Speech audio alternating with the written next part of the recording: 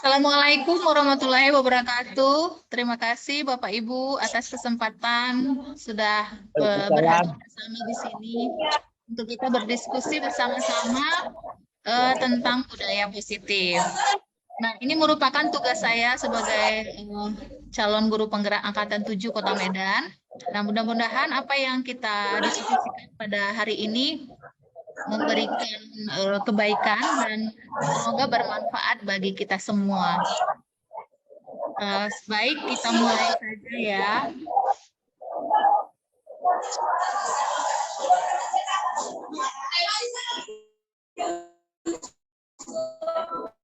Bapak Ibu, di sini kita akan berdiskusi mengenai budaya positif. Nah, budaya positif itu sebenarnya seperti apa? Nah, mari sama-sama nanti kita lihat bersama-sama.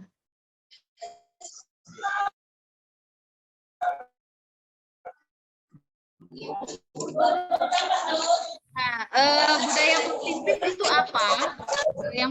Yang pertama adalah suatu pembiasaan yang bersifat positif. Jadi pembiasaan yang bersifat positif.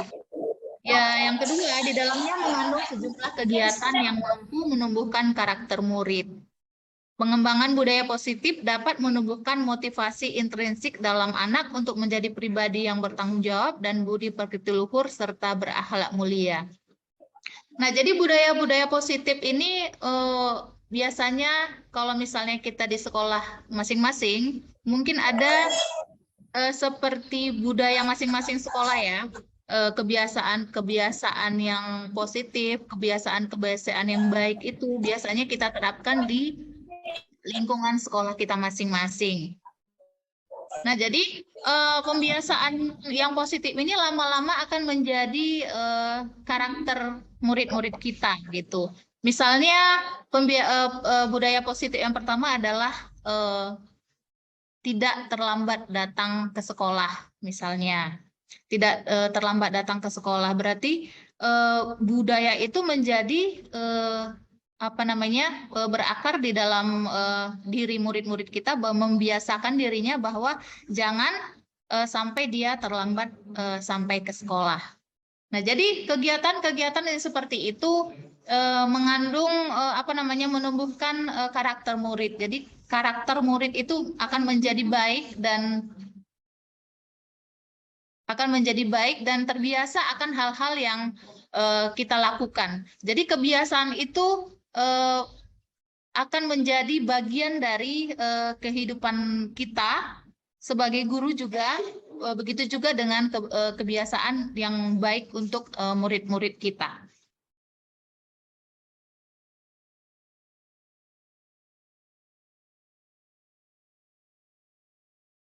Nah, di sini ada yang namanya sekolah impian. Jadi mungkin di masing-masing di setiap sekolah kita atau di masing-masing di harapan Bapak Ibu pasti ada sekolah impian masing-masing. Nah, coba Bapak Ibu boleh share di chat room ya. Sebenarnya sekolah impian tuh seperti apa dari pikiran dari Bapak Ibu sekalian? Biar kita nanti sama-sama berbagi ya Bapak Ibu. Bapak Ibu boleh ketikkan di kolom chat sekiranya sekolah impian Bapak Ibu itu seperti apa?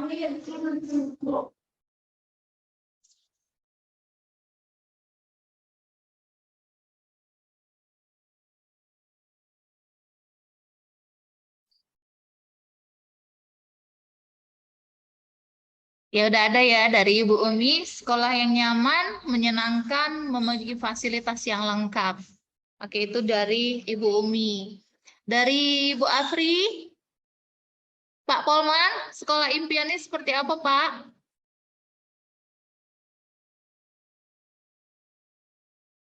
Ibu Putri, bagaimana kira-kira sekolah impian itu menurut Bapak Ibu? Ibu Saryani, disiplin dan ramah lingkungan.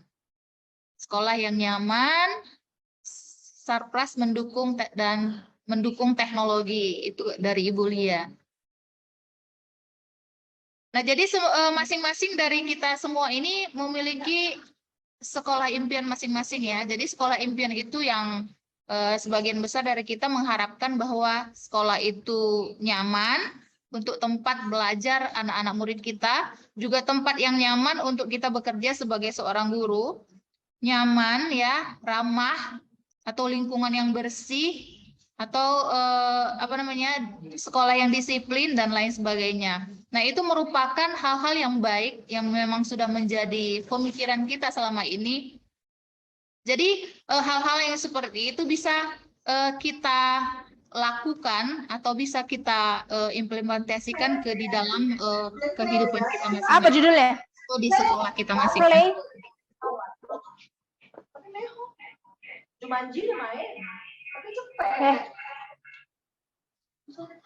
Oke, nah di sini sekolah impian ada beberapa poin. Yang pertama adalah sumber daya alam, fisik, bangunan, dan lingkungan. Sumber daya manusia atau warga sekolah, murid, guru, tendik, orang tua, dan masyarakat. Sumber daya finansial, misalnya dana BOS, BOP, SPP, komite, dan sumber lain. Nah, jadi sekolah impian kita ingin menginginkan sekolah yang misalnya fisiknya mendukung ya, lingkungannya juga mendukung terhadap proses belajar dan pembelajaran yang akan kita lakukan di dalam sekolah. Jadi lingkungan yang aman dan nyaman. Jadi kalau misalnya sekolahnya lingkungannya tidak aman, tidak nyaman, maka proses belajar mengajar tidak akan bisa kita lakukan dengan baik. Begitu juga dengan sumber daya manusianya, warga sekolahnya, muridnya, gurunya. Nah, gurunya juga harus mempunyai potensi ya, mempunyai potensi kompetensi yang mumpuni untuk memberikan misalnya materi-materi, hal-hal baru kepada pembelajaran kepada murid-murid kita di sekolah. Orang tua juga seperti itu, orang tua dan masyarakat mendukung lingkungan sekolah, sumber daya finansial, dan lain-lain.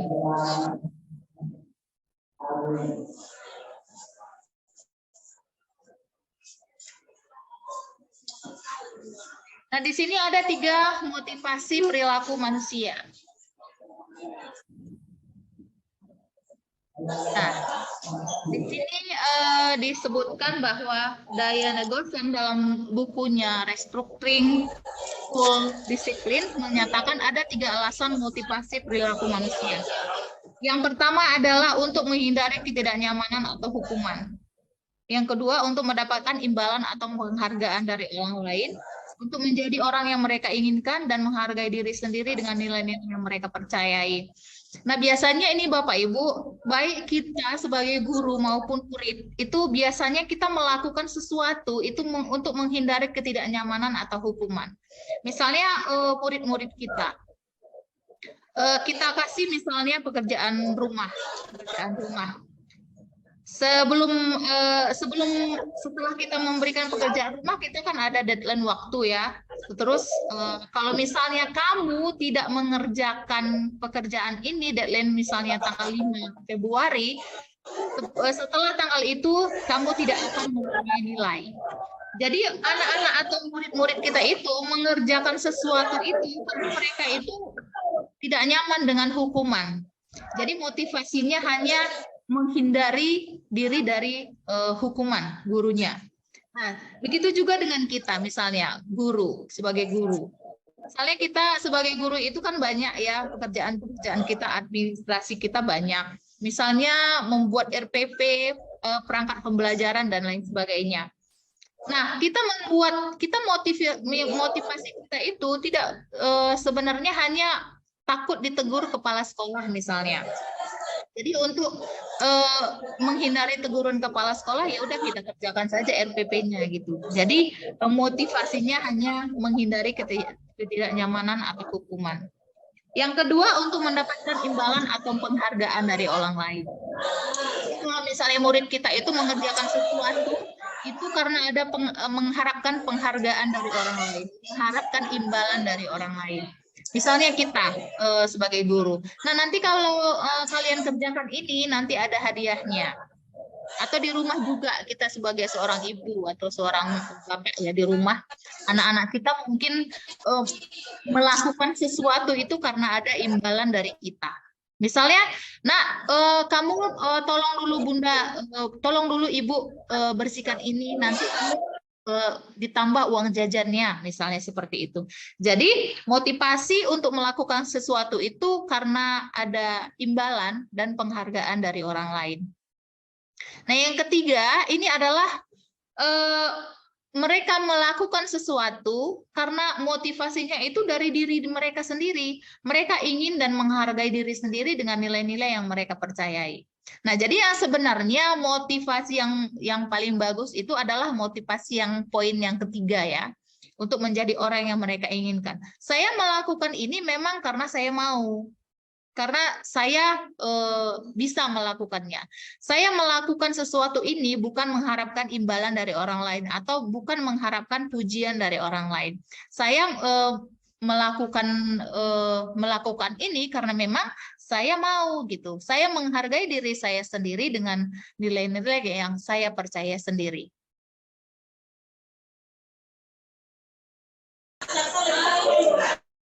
Nah, Bapak Ibu, di sini ada keyakinan kelas. Keyakinan kelas itu seperti apa ya? Keyakinan kelas adalah sesuatu yang diyakini bersama, yang berasal dari pikiran atau menjadi nilai-nilai kebajikan yang dapat diterapkan di kelas. Biasanya keyakinan kelas ini berbeda dengan peraturan. Apakah keyakinan kelas itu lebih bagus atau peraturan itu lebih bagus? Nah, coba Bapak Ibu di room chat boleh ditulis ya, boleh diketik kira-kira keyakinan kelas itu seperti apa, peraturan kelas itu seperti apa. Coba boleh tulis di kolom chat, kira-kira menurut Bapak Ibu keyakinan kelas itu seperti apa, peraturan itu apa.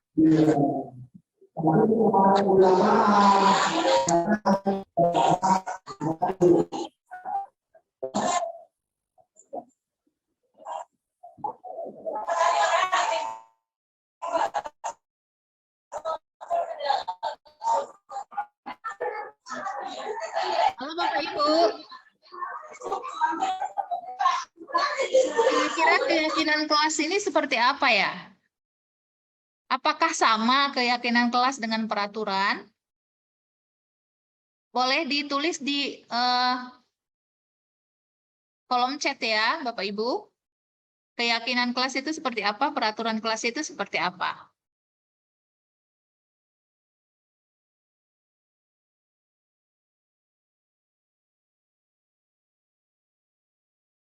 Ini tolong ya, Bapak Ibu. Keyakinan kelas itu seperti apa, peraturan seperti apa. Coba boleh dibagi di room chat.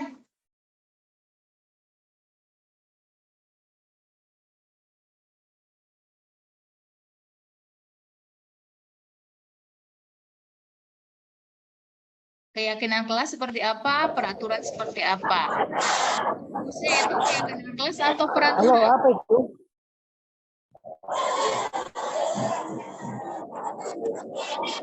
Halo? Halo? Ya, dari Ibu Umi ya, keyakinan kelas adalah kesepakatan yang diajukan oleh siswa. Kesepakatan yang diajukan oleh siswa. Sedangkan peraturan itu apa ya, Bu? Kalau peraturan itu seperti apa?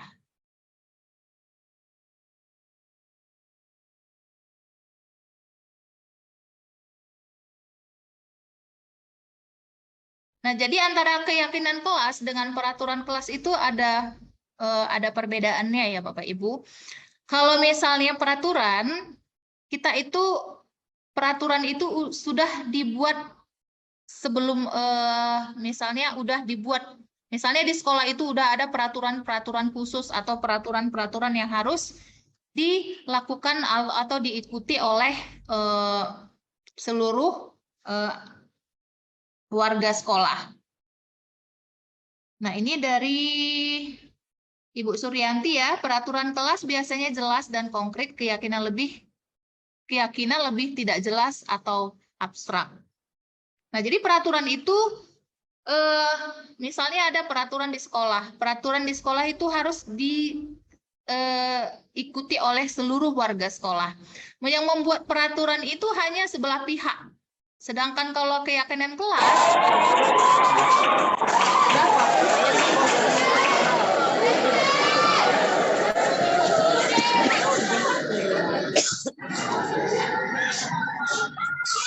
coba suaranya di-mute dulu ya Bapak Ibu. Sekarang sampai di sini. Oke, terima kasih. Nah, jadi keyakinan kelas itu, misalnya contohnya di kelas dulu ya, di lingkup ruang lingkup yang lebih kecil. Keyakinan kelas itu dibuat bersama-sama oleh guru dan siswa. Jadi siswa itu membuat juga peraturan-peraturan atau ketentuan-ketentuan yang akan diikuti oleh seluruh warga kelas.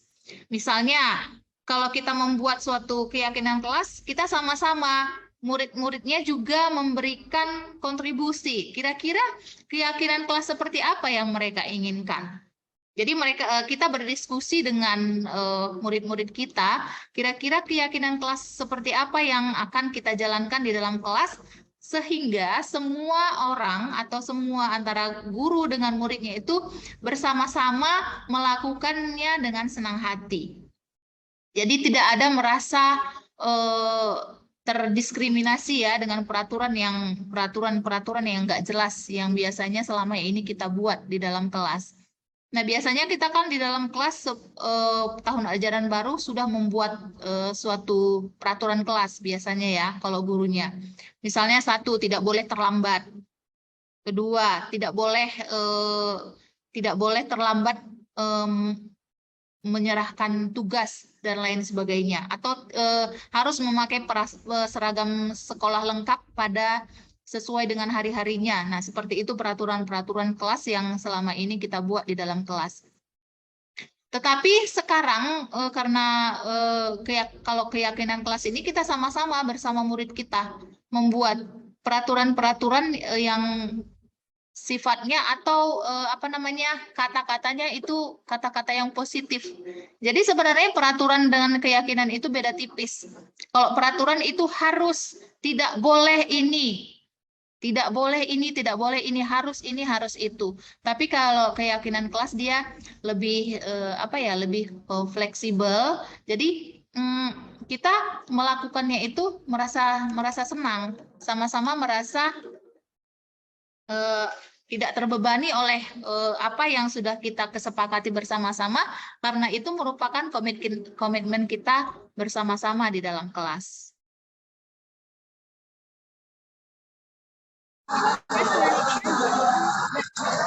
Nilai-nilai kebijakan, nilai-nilai kebajikan. Nah, Bapak Ibu, coba Bapak Ibu tuliskan di room chat nilai kebajikan apa saja yang Bapak Ibu miliki. Misalnya, contohnya, saya disiplin, saya tidak pernah terlambat, seperti itu. Coba Bapak Ibu tuliskan ya nilai-nilai kebajikan Bapak Ibu.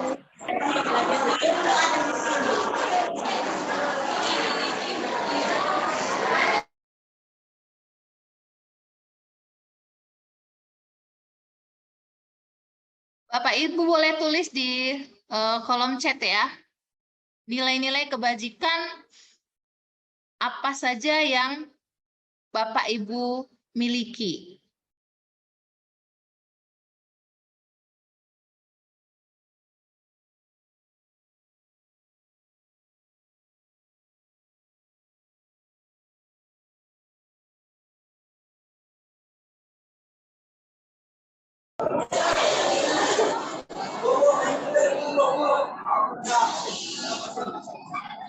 Nilai kebajikan apa saja yang Bapak Ibu miliki, yang Bapak Ibu yakini.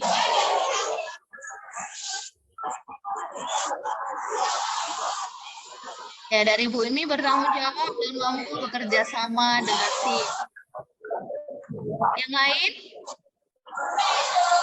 Misalnya Bapak Ibu, saya orang yang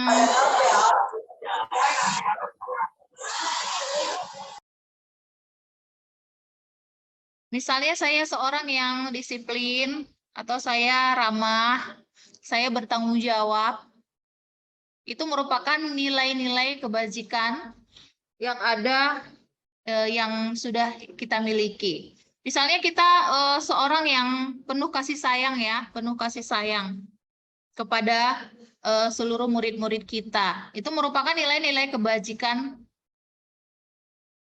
yang kita miliki. Pertanyaannya Pak Polman, misalnya nilai-nilai kebajikan apa saja yang Bapak miliki?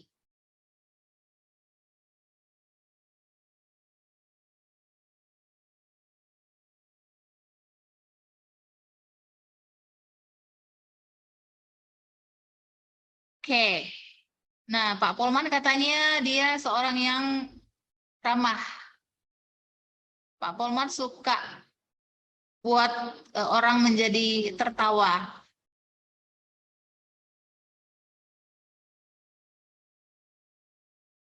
Nah, jadi itu adalah nilai-nilai kebajikan.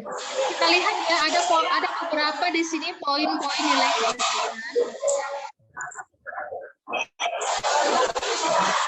Nilai-nilai kebajikan universal.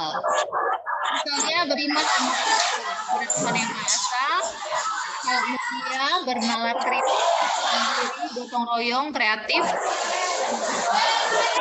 empati, tanggung jawab, percaya diri, jujur dan dapat dipercaya, persahabatan, suara hati, rajin dan berintegritas. Nah, ini merupakan nilai-nilai kebajikan universal. Nilai kebajikan universal ini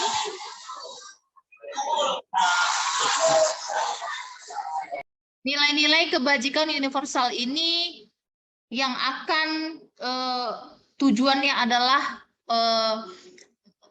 karakter profil pelajar Pancasila. Nah, jadi profil pelajar Pancasila ini memiliki karakter-karakter yang seperti ini. Beriman dan bertakwa, terhadap Tuhan Yang Maha Esa, berakhlak mulia, bergotong royong. Nah, ini merupakan nilai-nilai kebajikan universal yang semua orang itu ada ya, semua orang itu punya.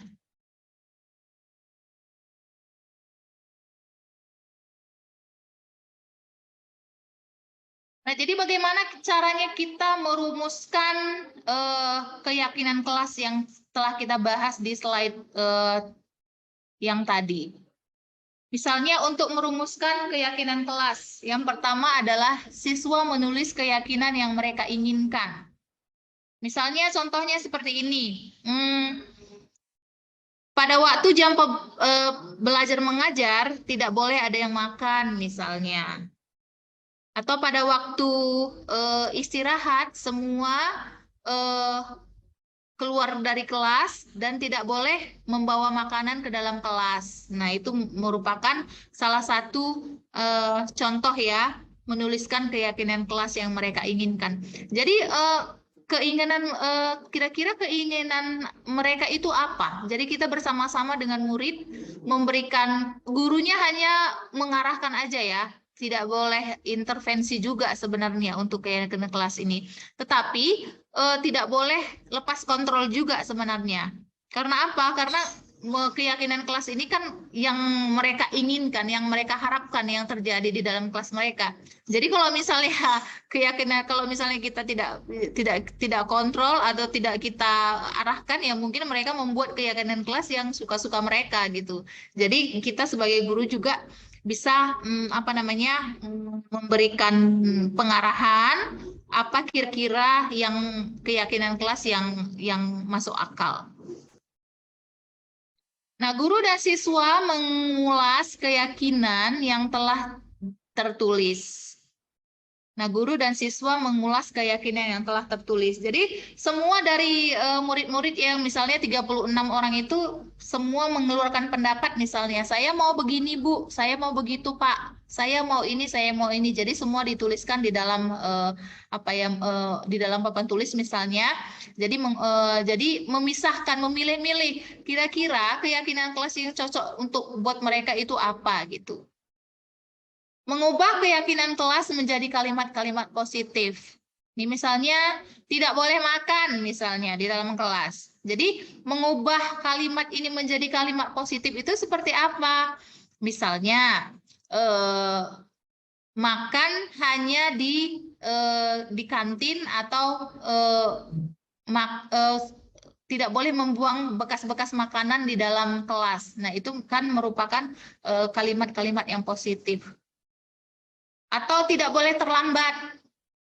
Misalnya kalau tidak boleh terlambat itu kalimat positifnya seperti apa? Datang 15 menit sebelum jam pelajaran dimulai. Nah, itu merupakan kalimat-kalimat yang positif. Dan yang terakhir adalah mengecek dan menyepakati keyakinan kelas. Mengecek dan menyepakati keyakinan kelas. Jadi keyakinan kelas itu udah kita cek, udah kita sepakati,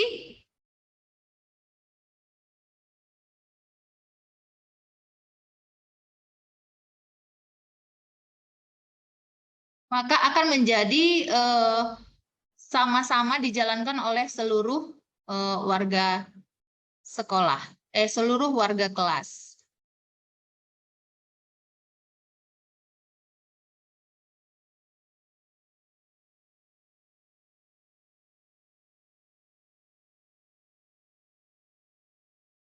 Oke, Bapak Ibu, kira-kira sejauh ini ada yang mau kita diskusikan bersama-sama?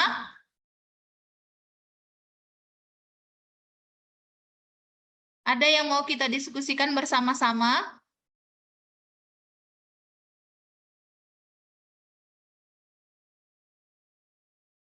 Belum ada ya? Oke, kita lanjut kalau seperti itu.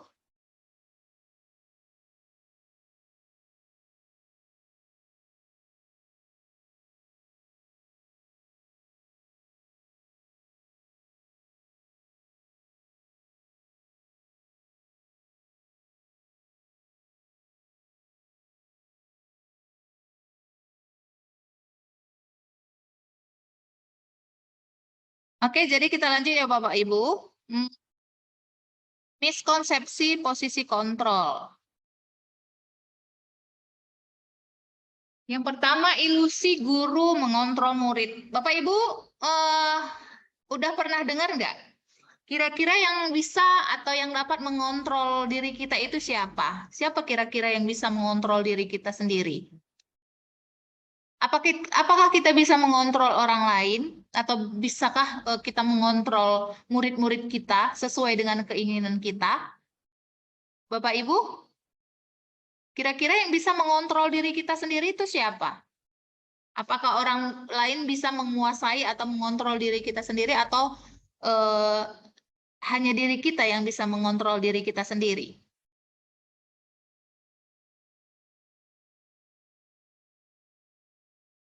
Nah, sebenarnya Bapak Ibu, guru mengontrol murid itu nggak bisa ya. Kenapa? Karena yang bisa mengontrol diri kita sendiri itu adalah hanya diri kita sendiri. Orang lain tidak bisa mengontrol atau mengontrol diri kita. Jadi apapun yang dimasukkan orang lain ke dalam diri kita, kalau misalnya di dalam hati kita itu tidak mau ya tidak kita lakukan. Tidak bisa, orang lain tidak bisa mengontrol diri kita selain kita yang bisa merubah atau mengendalikan diri kita sendiri. Nah, ilusi bahwa semua penguatan positif itu efektif dan bermanfaat. Ilusi bahwa kritik dan membuat orang merasa bersalah dapat menguatkan karakter. Ilusi bahwa orang dewasa memilih hak untuk memaksa. Nah, ilusi bahwa semua penguatan positif itu efektif dan bermanfaat. Jadi penguatan-penguatan positif itu efektif dan bermanfaat. Misalnya contohnya seperti ini Bapak Ibu. Biasanya kita memberikan apa namanya nilai-nilai negatif untuk murid-murid kita. Misalnya contohnya seperti ini. Eh, dasar memang kamu ya terlambat. Tiap hari kamu terlambat. Kapan kamu nggak bisa terlambat? Jadi murid-murid itu menganggap bahwa dia itu memang tukang terlambat gitu. Jadi di alam bawah sadarnya itu sudah terekam bahwa dia itu memang ya udah tukang terlambat. Jadi sebagaimanapun dia berusaha, dia itu akan tetap terlambat. Jadi memang udah tertanam di dalam dirinya itu dia itu seorang yang terlambat gitu. Apalagi kalau misalnya kita menjudge anak murid kita itu misalnya bodoh. Kamu bodoh, kamu tidak tahu apa-apa, kamu bodoh, kamu bodoh, kamu bodoh. Jadi di dalam dirinya itu alam bawah sadarnya itu memang bodoh gitu. Jadi dia akan menjadi orang yang seperti itu. Tercermin dari kehidupan dia. Dia dalam bawah sadarnya itu dia bodoh, dia bodoh, dia bodoh. Jadi semua penguatan-penguatan positif itu penting ya Bapak Ibu. Jadi bagaimana kan nantinya kita memberikan hal-hal yang kata-kata yang positif kepada murid-murid kita bahwa kamu semua murid-murid itu tidak ada yang bodoh. Semua pintar. Semua pintar dalam bidangnya masing-masing gitu. Memang si A misalnya dia tidak pintar dalam bahasa Indonesia, tidak bisa mengarang dan lain sebagainya. Mungkin dia pintar dalam berbicara. Mungkin dia pintar untuk berpidato dan lain sebagainya. Jadi murid-murid kita itu selalu kita tanamkan penguatan-penguatan positif. Jadi apa yang mereka lakukan itu kita kuatkan lagi. Bagaimana mereka prosesnya itu yang kita tekankan kepada mereka, bukan hasil akhirnya, tetapi prosesnya. Ilusi bahwa kritik dan membuat orang merasa bersalah dapat menguatkan karakter. Jadi membuat orang merasa bersalah pada kita. Misalnya, posisi kontrol kita sebagai seorang guru misalnya, pembuat merasa bersalah, orang merasa bersalah. Jadi kalau anak-anak itu melakukan kesalahan, kita buat dia merasa bersalah. Misalnya, kamu kenapa sih kok seperti itu? Kamu mengulang-ulang lagi perbuatan kamu yang kemarin-kemarin. Baru 2 hari yang lalu ibu bilang sama kamu, udah kamu ulang lagi. Kamu nggak kasihan apa sama ibu? Nanti ibu yang ditegur kepala sekolah kalau kamu kayak seperti ini terus. Nah itu posisi kontrol membuat orang merasa bersalah. Jadi anak-anak itu merasa dirinya itu tidak berharga. Merasa dia menyusahkan atau membuat gurunya susah seperti itu. Jadi kritik dan membuat orang merasa bersalah dapat menguatkan karakter. Ya. Nah, ilusi bahwa orang dewasa memilih hak untuk memaksa. Jadi kita sebagai seorang dewasa atau sebagai seorang guru, kita bisa memaksa ya memaksakan apa kehendak kita kepada murid-murid kita itu karena dia tadi takut apa namanya untuk menghindari hukuman ya terpaksa aja yang mengerjakan apa yang kita lakukan apa yang kita suruh gitu. Jadi mereka tidak merasa apa namanya tidak sukarela atau dengan senang melakukan itu tetapi karena apa? Karena takut kita hukum atau takut kita memberikan nilai jelek dan lain sebagainya. Nah, sebenarnya seperti ini ya, Bapak Ibu, stimulus respon dan teori kontrolnya. Realitas kebutuhan kita sama. Bahwa realitas kebutuhan itu kita berbeda. Jadi semua orang punya kebutuhan dan apa yang berbeda-beda. Kebutuhannya berbeda-beda. Semua orang melihat hal yang sama, stimulus responnya. Teori kontrolnya setiap orang memiliki gambaran yang berbeda. Kita mencoba mengubah agar orang berpandangan sama dengan kita. Bahwa kita berusaha memahami pandangan orang lain tentang dunia. Perilaku buruk dilihat sebagai suatu kesalahan. Semua perilaku memiliki tujuan. Orang lain bisa mengontrol saya. Hanya Anda yang bisa mengontrol diri Anda. Saya bisa mengontrol orang lain. Anda tidak bisa mengontrol orang lain. Pemaksaan pada saat rujukan gagal kolaborasi dan konsensus menciptakan pilihan-pilihan baru. Dan terakhir, model berpikir menang atau kalah, model berpikir menang-menang. Nah, ini adalah stimulus respon dan teori kontrol. Bahwa memang tidak ada orang yang bisa mengontrol diri kita sendiri, orang lain tidak berhak atau tidak bisa mengontrol diri kita sendiri, kita juga tidak bisa mengontrol orang lain. Bahwa yang bisa menggerakkan hati kita itu atau mengontrol diri, menguasai diri kita sendiri adalah kita sendiri. Nah, Bapak Ibu, ini ada contoh kasus di dalam satu sekolah. Ya, Ibu Dani sedang menjelaskan pelajaran bahasa Inggris papan tulis. Namun beliau memperhatikan bahwa Fajar malah tidur-tiduran dan tanpa acuh tak acuh pada pelajarannya. Fajar coba jawab pertanyaan nomor 3. Maju ke depan dan kerjakan di papan tulis. Fajar pun tampak malas-malas maju ke depan dan sampai di depan papan tulis, Fajar hanya diam terpaku, sambil memegang buku bahasa Inggrisnya dan memainkan spidol di tangannya. Ayo Fajar, makanya jangan tidur-tiduran. Lain kali perhatikan. Sudah sana duduk kembali. Kira-kira siapa yang bisa? Kata gurunya. Nah, Fajar pun duduk kembali di bangkunya. Hal seperti ini sudah sering terjadi pada Fajar. Seperti tidak memperhatikan acuh tak acuh dan nilai-nilainya pun tidak terlalu baik untuk pelajaran bahasa Inggris. Pada saat ditegur oleh Ibu Dani, Fajar hanya menjawab, "Tidak tahu, Bu." Ibu Dani pun menjawab lirih, "Gimana kamu, Fajar? Kamu tidak kasihan sama Ibu ya? Ibu sudah capek-capek mengajarkan kamu. Tidak kasihan sama Ibu." Dan Fajar pun dia membisu. Nah, kira-kira Bapak Ibu, peran kontrol apa yang sedang diperankan oleh Ibu Dani ini? Coba Bapak Ibu, kira-kira peran kontrol apa yang diperankan oleh Ibu Dani ini di dalam kelas? Di dalam kelas Fajar.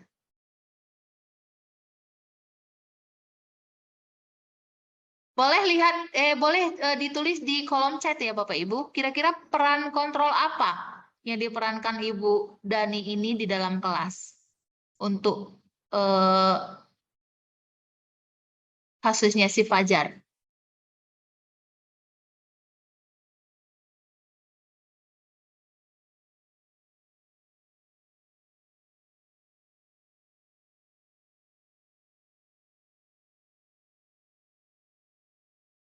Iya, kira-kira posisi kontrol apa yang sedang diperankan oleh Ibu Dani?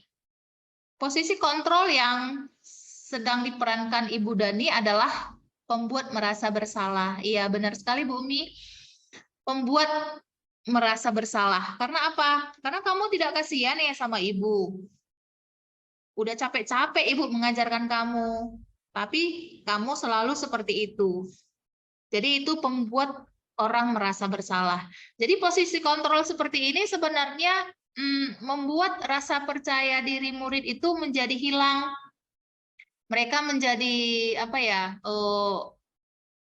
Menjadi malu. Karena apa? Karena mereka menganggap diri mereka itu tidak tahu apa-apa.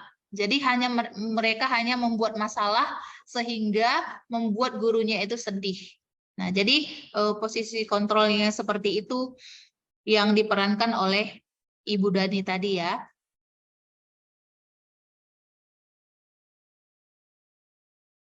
Oke, kita sampai ke kebutuhan dasar manusia. Nah, kebutuhan dasar manusia itu ada beberapa poin, antara lainnya kebutuhan bertahan hidup, kebutuhan untuk diterima, cinta dan kasih sayang, kebutuhan pengakuan atau kemampuan, penguasaan, kebutuhan akan pilihan atau kebebasan, kebutuhan untuk merasa senang. Nah, jadi kebutuhan bertahan hidup itu misalnya contohnya apa, Bapak Ibu? Kebutuhan bertahan hidup. Kebutuhan akan makan ya, makanan, pakaian, rumah. Itu namanya kebutuhan dasar, kebutuhan bertahan hidup. Nah, kebutuhan untuk diterima, dicintai, dan kasih sayang. Dia merasa disayang. Kita sebagai guru misalnya di dalam kelas, di ruang lingkup sekolah misalnya, kita sebagai guru yang penuh dengan kasih sayang. Kita selalu membimbing atau memberikan hal-hal yang positif kepada anak didik kita. Jadi mereka itu merasa dicintai, mereka merasa disayang. Kebutuhan pengakuan atau kemampuan penguasaan.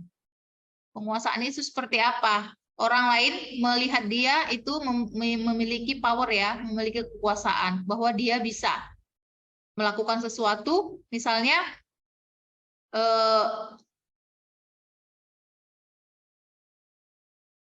jadi orang menganggap dia itu hebat, menganggap dia itu pintar dan lain sebagainya. Kebutuhan akan pilihan atau kebebasan. Kebutuhan untuk merasa senang. Jadi dia misalnya contohnya dia mengganggu kawan-kawannya, karena mengganggu kawan-kawannya dia merasa senang gitu. Melihat kawannya teriak-teriak dia merasa senang gitu. Itu kebutuhan untuk merasa senang. Nah, jadi kebutuhan dasar manusia ini seyogianya di dalam diri anak-anak kita itu mereka terpenuhi semua. Kalau mereka terpenuhi semua, maka tingkah lakunya atau perilakunya di dalam kelas, di dalam sekolah, di dalam masyarakat juga tercermin dalam pemenuhan kebutuhan ini ya. Mereka itu tidak bermasalah, baik-baik aja. Karena mereka kebutuhan-kebutuhan dasar ini udah terpenuhi semua. Jadi kalau misalnya ada sebahagian kebutuhan dasar ini tidak dipenuhi, maka terjadilah pelanggaran-pelanggaran yang ada di sekolah. Misalnya orangnya itu nakal gitu. Dia nakal, mengganggu kawannya aja, geratilan gitu. Ya mungkin kebutuhan untuk diterimanya itu nggak didapatnya mungkin di sekolah, di rumah. Kebutuhan cinta dan kasih sayang itu nggak didapatnya dari rumah. Sehingga dia membuat suatu perilaku, bagaimana caranya dia biar bisa diperhatikan oleh gurunya, diperhatikan oleh kawannya, seperti itu. Jadi seandainya misalnya kebutuhan dasar ini terpenuhi semua, maka anak-anak itu pun akan baik-baik saja. Ya, tinggal menguatkan aja, menguatkan untuk terus berprestasi seperti itu. Tapi kalau kebutuhan ini tidak terpenuhi di rumah, tidak terpenuhi di di dalam keluarganya dia, maka mau tidak mau dia membuat satu di sekolah, satu perilaku yang menurut kita itu melanggar peraturan, atau dia itu menjadi anak yang nakal, anak yang malas. Nah, seperti itu. Jadi kebutuhan dasar manusia ini seyogianya bisa dipenuhi oleh seluruh murid-murid kita di rumah, di masyarakat, dan di sekolah. Nah, jadi ada beberapa posisi kontrol ya yang biasanya diperankan oleh guru-guru yang ada di sekolah. Misalnya posisi kontrol yang pertama adalah penghukum. Nah, itu menggunakan hukuman fisik maupun verbal. Nada suara tinggi, bahasa tubuh marah, mata melotot, dan jari menunjuk-nunjuk. Murid kemungkinan akan marah dan menendam atau bersifat agresif. Nah, biasanya seperti ini ya, hukuman-hukuman fisik ini tidak membuat anak menjadi jera atau menjadi tobat ya, tetapi malah makin menjadi-jadi, malah menjadi lebih agresif dari dia di sebelumnya. Jadi kalau posisi penghukum ini merupakan salah satu posisi kontrol guru yang tidak boleh dilakukan sama sekali oleh guru yang ada di sekolah. Jadi kalau kita menghukum secara verbal, mereka itu mungkin ada dendam ya, marah. Sehingga sifatnya itu, perilakunya itu menjadi lebih agresif. Nah, kalau kita mengambil posisi kontrol penghukum di sini. Yang kedua, membuat merasa bersalah. Nah, nada suara memelas, halus sedih, bahasa tubuh merapat pada anak dan lesu. Murid akan merasa bersalah, akan menahan perasaan, merasa tertekan, dan melampiaskan kemarahan dengan menyakiti diri sendiri atau orang lain. Nah, seperti itu tadi ya, Ibu Dani tadi, contoh sebelumnya tadi. Kamu tidak kasihan ya sama Ibu. Kamu ini bagaimana sih? Udah Ibu capek-capek mengajari kamu, tapi kamu tetap aja seperti ini. Nanti saya loh yang ditegur sama kepala sekolah. kalau kamu absen terus. Nah, seperti itu ya Bapak Ibu, posisi kontrol pembuat rasa bersalah. Sehingga anak itu merasa tertekan, merasa tidak berharga, ya, melampiaskan kemarahan dengan menyakiti diri sendiri atau orang lain. Nah, nanti sama kawan-kawannya dia gratil. Mungkin ada yang diganggunya kawannya, ditumbuknya kawannya, karena dia apa? Udah agresif.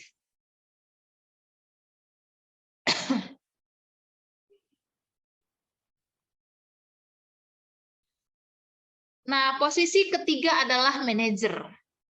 Misalnya contohnya nada suara tulus, bahasa tubuh tidak kaku, melakukan pendekatan dengan murid. Murid akan diminta pendapatnya mengenai pelanggaran yang dilakukan melalui posisi manajer, maka guru akan melakukan segitiga restitusi untuk mengatasi murid-murid yang melakukan pelanggaran. Nah, jadi posisi kontrol yang paling ideal itu untuk kita seorang guru adalah posisi manajer. Kenapa posisi manajer? Karena kita tidak apa ya? Kita tidak menghakimi murid, kita tidak menghukum murid secara fisik, tetapi kita hanya seolah menjadi manajer dia, seolah menjadi penengah gitu. Kita memintai pendapat murid mengenai pelanggaran yang dilakukan. Misalnya contohnya seperti ini. Kenapa kamu terlambat gitu? Kenapa kamu bisa terlambat gitu? Karena saya terlambat bangun, Bu, gitu misalnya. Jadi kita tidak nada bicaranya itu tidak menghakimi gitu, tidak membuat dia merasa bersalah gitu. Tetapi kita kita memberikan anak itu kita kasih memberikan alasan, kira-kira kamu tadi terlambat kenapa ya, Nak? Seperti itu. Jadi posisi manajer ini dilakukan paling ideal dilakukan guru karena apa? Karena guru akan melakukan segitiga restitusi untuk mengatasi murid-murid yang melakukan pelanggaran. Nah, ada 3 tahapan segitiga restitusi. Yang pertama adalah menstabilkan identitas. Menstabilkan identitas itu maksudnya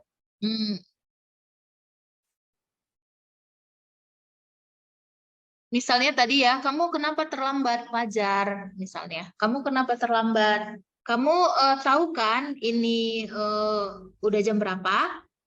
Nah, jadi di sekolah kita itu jam berapa hadir baru tidak dinamakan terlambat gitu. Jadi menstabilkan identitas dulu. Yang kedua adalah memvalidasi tindakan yang salah.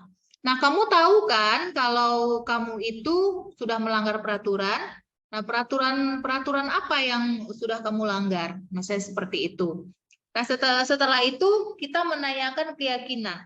Nah, kira-kira kamu tahu kan keyakinan sekolah yang sudah kita sepakati bersama-sama gitu misalnya.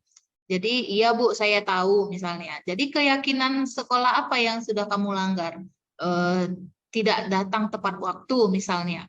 Nah, jadi kira-kira kalau begitu, kira-kira kamu udah melanggar peraturan itu dan kamu sadar nggak udah melakukan kesalahan? Iya Bu, saya sadar. Nah, kira-kira untuk solusi kamu ini, kira-kira apa yang akan kamu lakukan ke depannya gitu. Jadi kita tidak memberikan solusi secara langsung kepada murid-muridnya, tapi murid yang melanggar peraturan itu yang akan memberikan solusi untuk dirinya sendiri gitu. Jadi kalau misalnya besok lagi kamu datang, kira-kira yang harus kamu lakukan sebelum berangkat sekolah itu apa misalnya? Misalnya saya akan bangun lebih awal Bu, membereskan perlengkapan sekolah saya sebelum saya tidur malam misalnya seperti itu.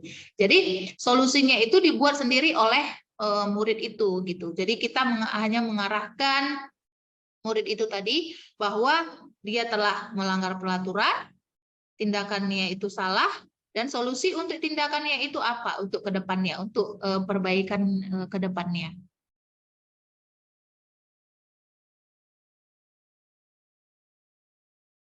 Nah, Bapak Ibu, ini ada satu video yang menerapkan posisi kontrol kita sebagai guru tadi ya di sekolah. Bisa kita sama-sama lihat.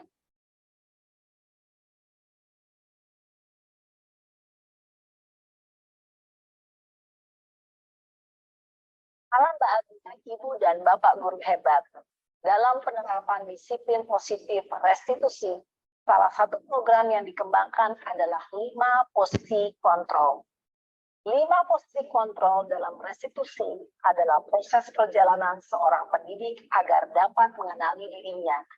Pada video kali ini, kita akan membahas tentang 5 posisi kontrol yang dikembangkan oleh Diane Gosden dan contoh penerapannya.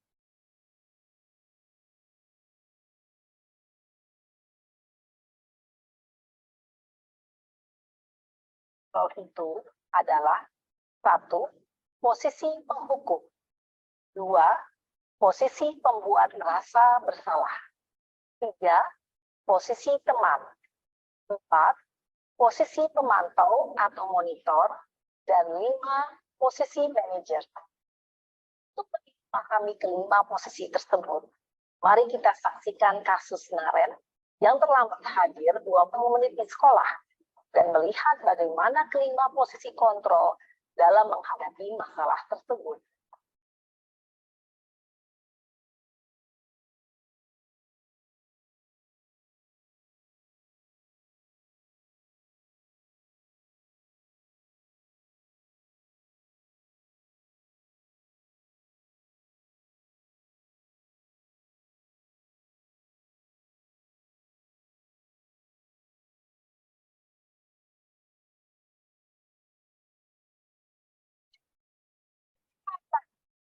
Maaf Bu, saya eh,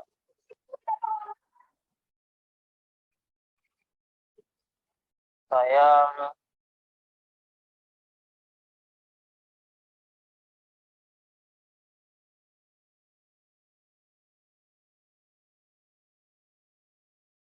apa saya harus ke lapangan basket Bu?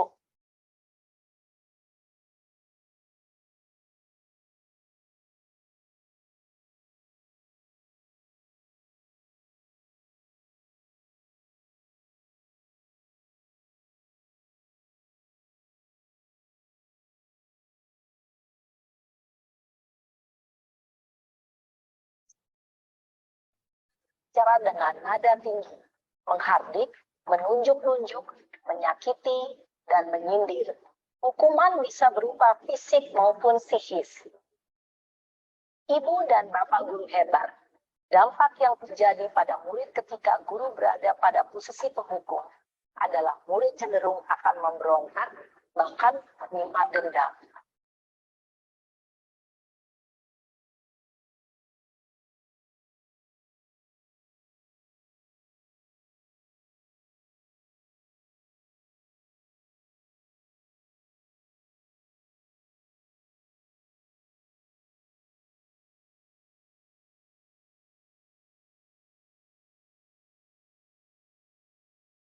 Lagi Bu, Kamu kenapa terlambat lagi, nak? Ya Tuhan, Naren. Kamu senang ya bikin ibu susah ya? Kalau kamu terlambat lagi, nanti ibu yang ditegur bapak kepala sekolah, nak. Disangka ibu tidak bisa membina kamu. Gimana ini? Bu, Gusti Naren. Kamu suka ya kalau ibu ditegur bapak kepala sekolah? Terus? Sen.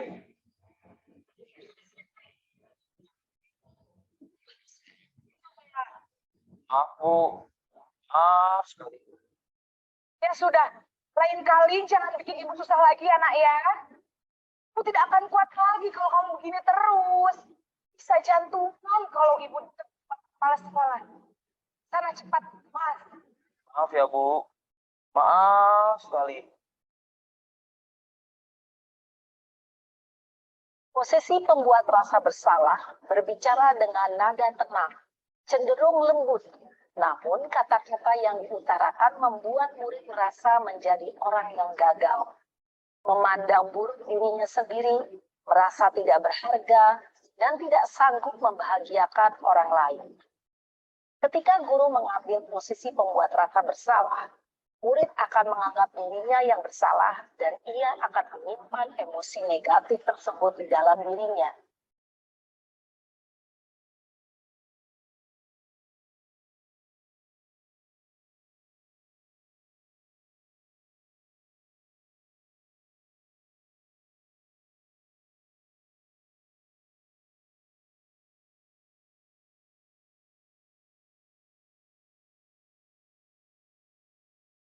Selamat pagi, Bu. Wah, sudah jam berapa ini, Nak? Terlambat lagi ya, sayang. Iya, Bu. Habis ibu saya lupa bangunkan saya, Bu. Kamu malah menyalahkan ibu kamu. Kamu bukannya anak yang larinya paling kencang. Kok terlambat sih? Iya, Bu. Saya memang terlambat bangun tadi. Jadi, biarpun saya lari kencang, tetap gak kekejar, Bu. Ya sudah sana. Nanti lain kali larinya lebih kencang lagi ya. Biar gak terlambat lagi. Bikin seneng ibu. Demi ibu. Bisa kan? Bisa lah, Bu. Ya sudah sana masuk kelas. Ibu beresin urusan absen kamu.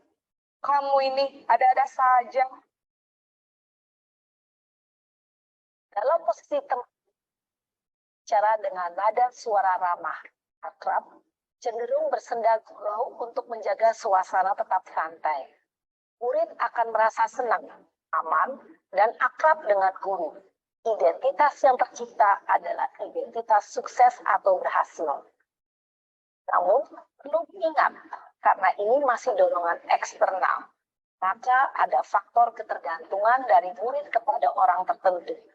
Sini guru absennya, sehingga di lain waktu murid bisa berperilaku baik, namun hanya kepada orang-orang tertentu saja.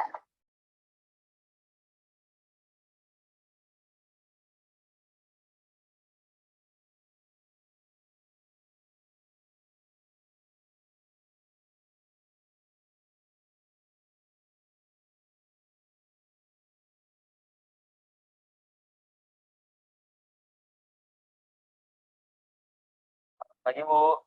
Naren, apa peraturan sekolah kita tentang jam berapa kita harus masuk sekolah, Nak? Kita harus di sekolah jam 7, Bu. Iya, betul. Sekarang sudah jam 7.20. Naren sudah tahu konsekuensinya jika terlambat hadir. Paham, Bu.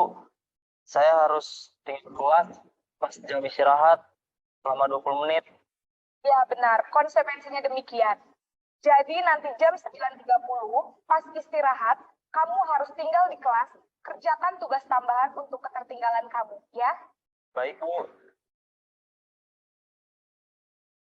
Posisi pemantau mengandalkan penghitungan atau data untuk mengontrol murid.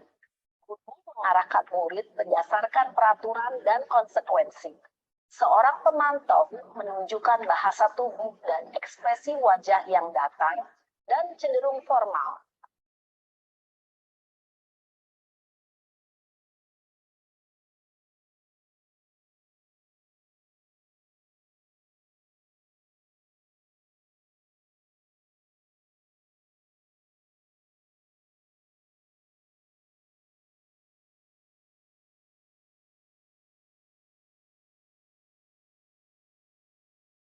Pagi, Bu. Saya kelapa. Ya, setelah masuknya jam 7, sekarang sudah jam 7.20. Jadi sekarang bagaimana ini, Naren? Maaf, Bu. Saya lupa soal alarm saya semalam. Baiklah, menurut kamu, keyakinan sekolah yang mana yang perlu kamu tingkatkan? Menghargai diri sendiri dan orang lain mungkin ya, Bu. Setuju. Jadi, apakah Naren meyakini prinsip saling menghormati tersebut? Ya, Bu. Saya meyakininya. Apakah Naren bersedia memperbaiki masalah keterlambatan ini? Bersedia, Bu. Bagaimana kamu akan perbaiki masalah keterlambatan ini? Saya coba untuk tidak lupa menyetel alarm saya, Bu. Baik, kalau Naren lupa menyetel alarm di rumah, ada orang yang kira-kira bisa bantu mengingatkan tidak? Ada, Bu. Kakak saya, Kak Emma. Ada lagi selain Kak Emma? Selain Kak Emma, ada ibu saya. Baik, Jadi yang mengingatkan Naren adalah Kak Emma dan ibu kamu ya. Kira-kira akan mulai setel alarm kapan nih Naren? Setelah pulang sekolah, akan segera saya lakukan. Baik, jadi Naren akan setel alarm untuk bangun besok pagi dan akan diingatkan oleh kakak dan ibunda Naren ya. Ada lagi yang mungkin perlu dilakukan Naren? Agar tidak terlambat bangun lagi. Tidak ada, Bu. Baik Naren, terima kasih untuk kerjasama kamu. Sekarang kamu perlu kembali ke kelas untuk belajar. Baik, Bu. Terima kasih. Posisi manajer adalah posisi kontrol yang disarankan untuk membimbing murid memiliki sikap disiplin yang positif, yaitu murid yang mandiri, bertanggung jawab, dan dapat memecahkan masalah. Tujuan dari posisi ini adalah agar murid dapat berefleksi atas tindakannya. Guru akan dengan tulus memberikan pertanyaan-pertanyaan bermakna, sehingga membuat murid dapat belajar dari kesalahannya dan mencari sebuah solusi untuk menyelesaikannya. Ibu dan Bapak guru hebat, setelah mengamati adegan kelima posisi kontrol tadi, kira-kira posisi mana yang paling ideal? Posisi mana yang dapat menunjang motivasi intrinsik murid? Ya, tentu posisi manajer. Posisi ini memang posisi ideal yang ingin dituju setiap pendidik. Pada posisi inilah, guru dapat menerapkan disiplin positif yang berpihak pada murid, yang memerdekakan murid. Perjalanan seorang pendidik tentunya tidak mudah untuk sampai pada posisi seorang manajer. Namun, tujuan kita pasti, yaitu menciptakan murid-murid yang mandiri, merdeka, dan bertanggung jawab. Semoga penggambaran 5 posisi kontrol yang telah diperlihatkan ini dapat menjadi ajang refleksi bagi kita semua, agar dapat terus mengasah dan menerapkan disiplin positif yang memerdekakan murid. Mari terus berlatih dan bersemangat. Selamat menerapkan. Salam dan bahagia, Ibu dan Bapak guru hebat.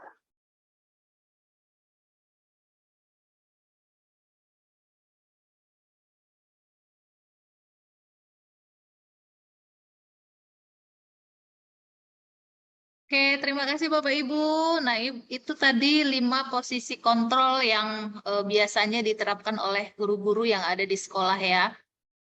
Katanya yang paling ideal itu adalah posisi manajer, di mana kita berperan sebagai seorang manajer yang tidak menghakimi anak, tidak menghukum anak, atau tidak membuat anak merasa bersalah. Jadi mereka itu bisa kita mengarahkan mereka untuk memberikan solusi yang terbaik untuk yang akan dilakukannya untuk kemudian hari untuk hidupnya yang lebih baik.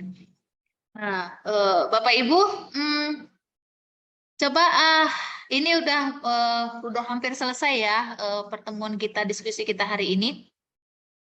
Kita mau ada 1 atau 2 orang dari guru memberikan refleksi lah tentang apa kira-kira yang sudah kita bicarakan hari ini. Siapa ya yang mau memberikan refleksi?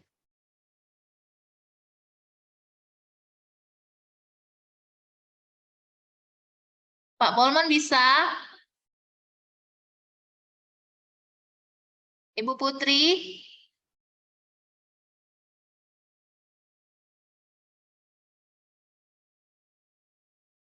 Coba karena kita sudah mau berakhir, bisa nggak Bapak Ibu on cam dulu biar kita foto bersama dulu sebelum kita akhiri?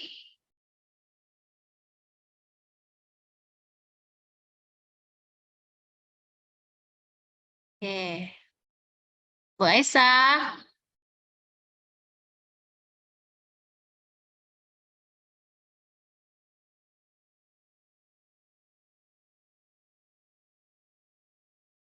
Bisa nggak ya kita on cam dulu biar kita foto bersama dulu sebagai apa? Oke, terima kasih Pak Polman. Kira-kira refleksinya seperti apa nih Pak Polman untuk diskusi kita hari ini?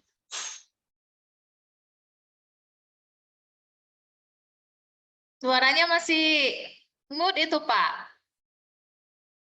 Suaranya masih mute, Pak. Nggak kedengaran. Oh, udah bagus sekali, udah banyak masukan saya terima ya. Masukan apa ini, Pak? Memang berarti berarti kita jadi manajerial ya untuk anak-anak ya. Biar anak-anak itu makin mandiri dan merdeka dalam menentukan sikapnya ya. Untuk ke arah yang lebih baik. Terima kasih dari saya untuk Bu Elvi. Terima kasih Pak Polman. Jadi kapan fotonya ini? Ya? Coba lah, mau pulang aku. Oke, kita foto bersama dulu ya. Coba on cam dulu lah, biar saya apa dulu? Biar saya screenshot dulu.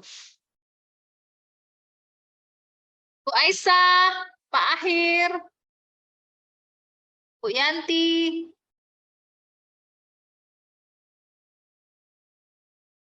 Oke ya, 1, 2, 1, 2, 3.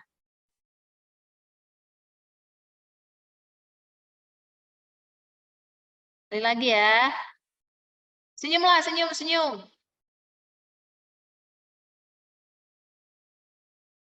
1, 2, 3.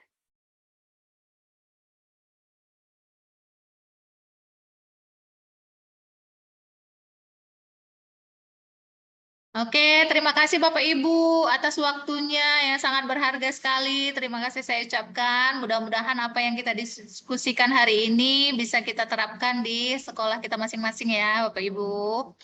Bisa juga kita terapkan di keluarga kita masing-masing juga, karena kita semua ini udah punya anak ya, anak-anak masa sekolah atau remaja. Mudah-mudahan apa yang kita diskusikan tadi bisa kita terapkan untuk memajukan pendidikan di Indonesia dan memajukan pendidikan di sekolah kita masing-masing. Terima kasih. Assalamualaikum warahmatullahi wabarakatuh.